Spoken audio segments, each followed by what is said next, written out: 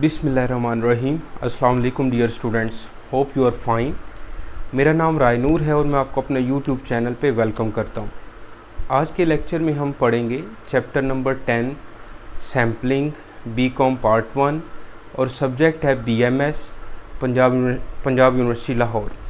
तो इसका question number 5 हमने डिस्कस करना है और ये क्वेश्चन जो है वो मैं जुल्फ़कार अहमद बोरा साहब की जो बुक है वहाँ से ले रहा हूँ। वहाँ से आप इसको देख सकते हैं। क्वेश्चन की जो सीरीज़ है एक्सरसाइज चैप्टर 10 की जो एक्सरसाइज है। तो आइए जी स्टार्ट करते हैं। क्वेश्चन में है कि a population consists of the values 3, 9, 12।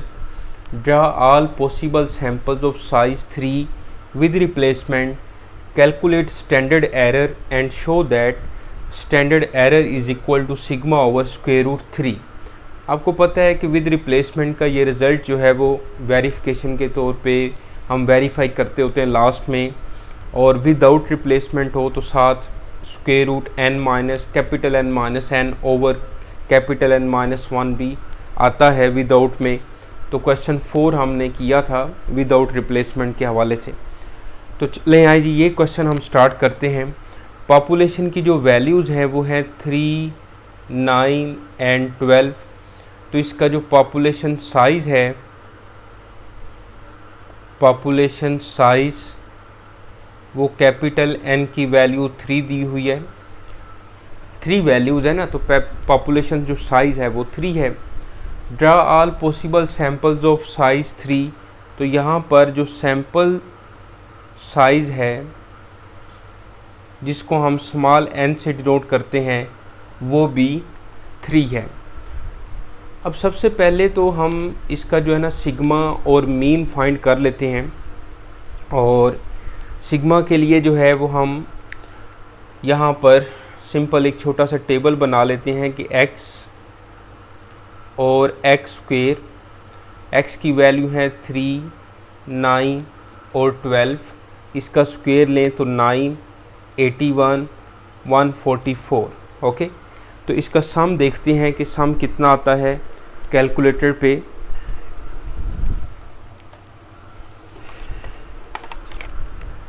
देखिएगा 3 + 9 + 12 तो आ जाएगा 24। और इसका सम देखें तो 9 + 81 + 144 ये आ जाएगा 234। अब सबसे पहले हम मीन फाइंड कर लेते हैं। मीन की वैसे यहाँ पे ज़रूरत नहीं है पॉपुलेशन मीन की, चले लिख लेते हैं summation x over capital N। तो 24/3 8 आ जाएगा। और सिग्मा की वैल्यू जो है यानी कि पॉपुलेशन स्टैंडर्ड डेविएशन का formula summation x square over n minus summation x over n का whole square and whole square root. तो ये पॉपुलेशन स्टैंडर्ड डेविएशन का फार्मूला है। यहाँ पे वैल्यूज़ पुट करते हैं 234/3 माइनस 24/3 का square and whole square root. इसको सिंप्लीफाई करें बेटा तो ये बनेगा 234 डिवाइड बाय 3 किया तो ये आ जाएगा 78 माइनस 8 का स्क्वायर 64। 78 माइनस 64 करें 14, 14 का स्क्वायर रूट लिया तो ये आ जाएगा 3.74। 3.74 जो है ये सिग्मा की वैल्यू आ रही है। अब आगे चलते हैं। तो अब हमने इसके सैंपल्स बनाने हैं और सैंपल्स के लिए देखें तो फार्मूला जो है नंबर ऑफ सैंपल्स का, नंबर ऑफ सैंपल्स जब हम विद रिप्लेसमेंट के मुताबिक सैंपल्स बनाते हैं तो उसका फार्मूला होता है कैपिटल N की होल पावर n यानी कि 3 की पावर 3। तो ये आ जाएगा 27। अब इसके हमने 27 जो हैं वो सैंपल्स बनाने हैं। अब यहाँ पर सबसे पहले आप इस तरह से करें कि 27 को 3 पे डिवाइड कर लें, पॉपुलेशन साइज से डिवाइड करें तो क्या वैल्यू आई 9। अब आप हर एलिमेंट जो है ना वो 9 टाइम लिखें। पहले मैं नंबरिंग दे देता हूँ ताकि कोई गलती ना हो। नंबरिंग में हम लिख लेते हैं 1 2 3 4 5 6 7 8 एंड 9। इसी तरह 10 11 12 13 14 15 16 17 और 18। फिर है जी 19 27, यानी कि हम नंबरिंग लिख लेते हैं 22 23 24 25 26 एंड 27। ओके, अब बेटा 27 को जब मैंने 3 पे डिवाइड किया तो 9 आया। तो अब आपने हर एलिमेंट जो है वो 9 टाइम लिखना है, यानी कि आपके पास 3 6 और 3 9 और 12 हैं, तो 3 को आप 9 टाइम लिखते हैं। 3 3 इस तरह से 9 टाइम लिख दिया। उसके बाद जो 9 है सेकंड एलिमेंट पॉपुलेशन साइज़ का, पॉपुलेशन वैल्यूज़ का, उसको 9 टाइम लिखें।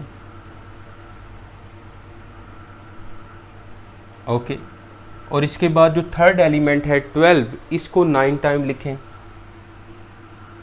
सॉरी 12।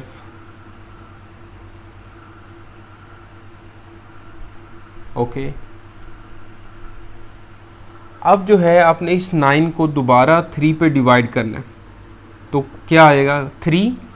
अब आपने हर एलिमेंट को 3 टाइम लिखते जाना है, यानी कि 3 3 3, फिर 9 9 9, फिर 12 12 और 12, फिर आ जाएगा 3 3 3 9 9 9 और इसी तरह 12 12 और 12।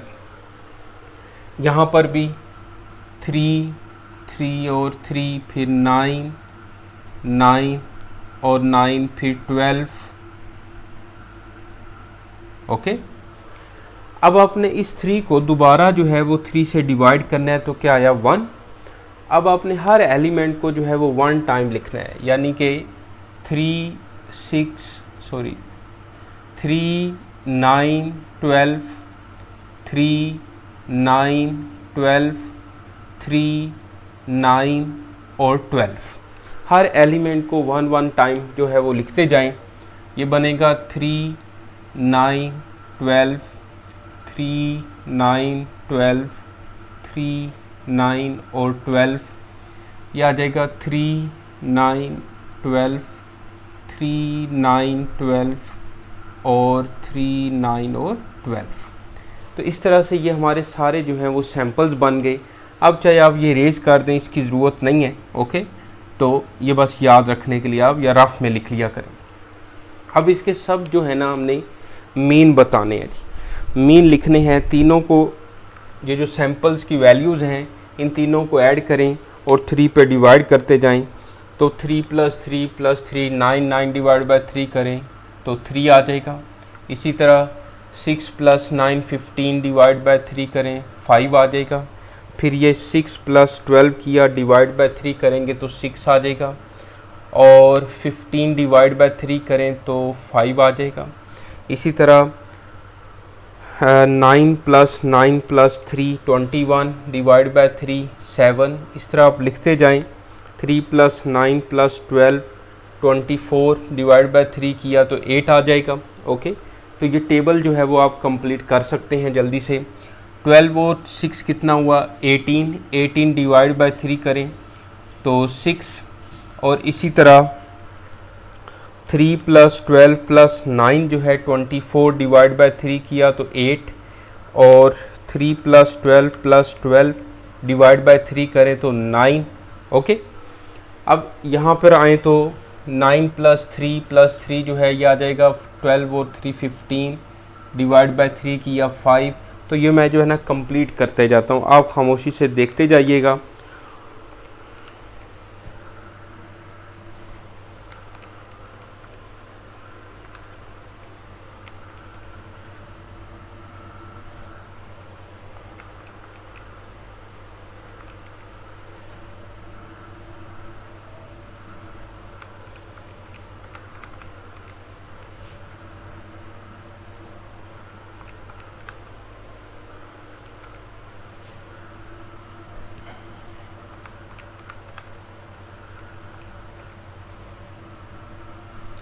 तीनों को ऐड करके और 3 पे जो है वो मैं डिवाइड करते जा रहा हूँ, ये आप लोग देखते जाइएगा।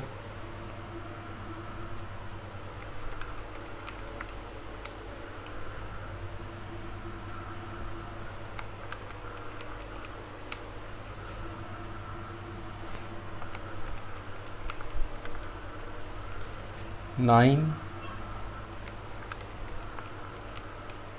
8, 10, 11,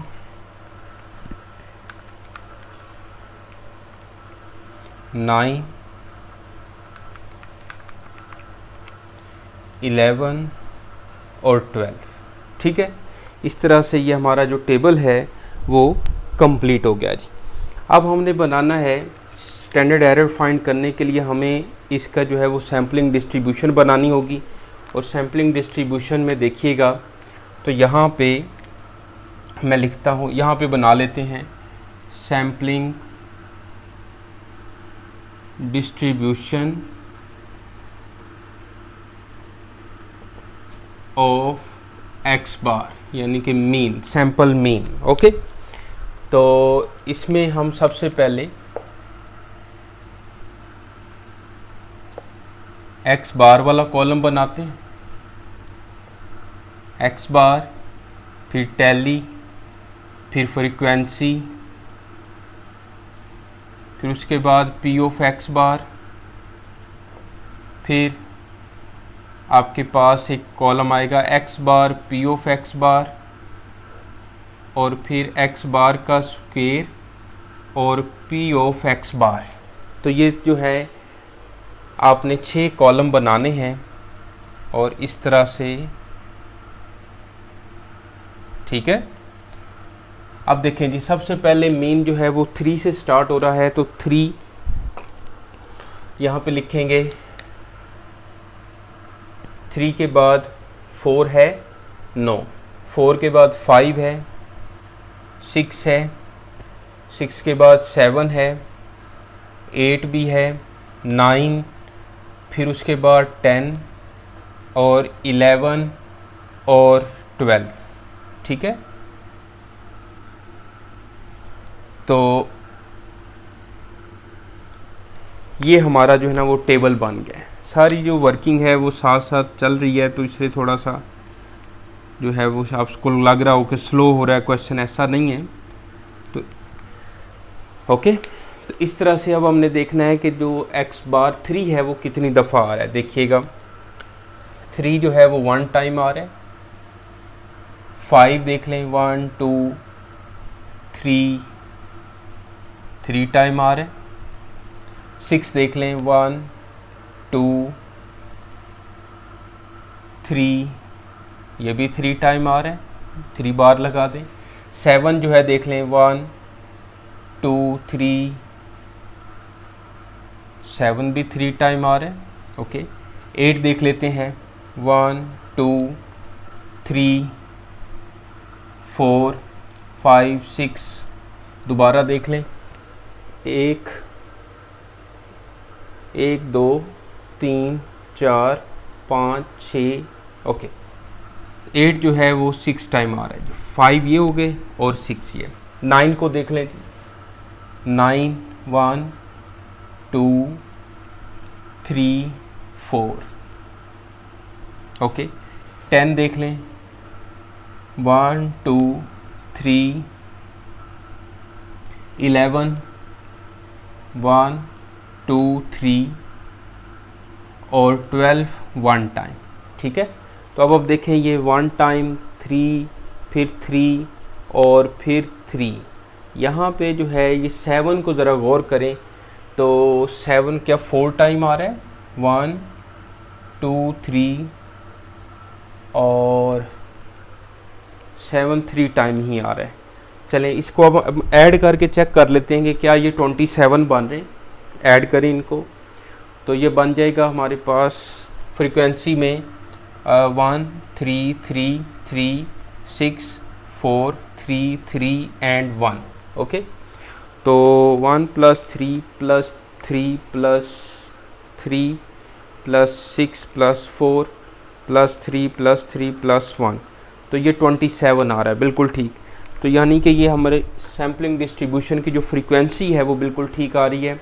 अब इसकी हमने प्रोबेबिलिटी बनानी है, तो लिखेंगे यहाँ पे 27, ये आ जाएगा 1/27, 3/27, इसी तरह 3/27, 3/27, 6/27, 4/27, 3/27 और 3/27। इनको आपने कटिंग करके नहीं लिखना, सिंप्लीफाई करके नहीं लिखना, इसको इसी तरह से प्रोबेबिलिटी जो है वो लिखते जाएं। 1 टोटल जो सैम्पल साइज़ है, नंबर ऑफ सैम्पल्स हैं, उससे हमने डिवाइड करते जाना है। अब x bar P of x बार के लिए इसको मल्टीप्लाई करते जाएं, 3 इंटू यह आ जाएगा 3/27, 5 3s are 15/27, 6 3s are 18/27, 7 3s are 21/27, 8 6 are 48/27, 9 4s are 36, 10 3s are, यहाँ पे जो है वो मिस्टेक हो रही है, यहाँ पे मिस्टेक हो रही है। ये 3/27 के बाद ये जो 1 था ये नहीं हमने लिखा, ये भी लिखना चाहिए था। और ये यहाँ पे जो है कहीं पे मिस्टेक हो रही है। 9 को चेक करें कि 9 जो है वो 4 टाइम आ रहा है या 3 टाइम आ रहा है। 1 2 और 3 4, 9 जो है वो 4 टाइम आ रहा है। अब इसको टोटल कर लेते हैं।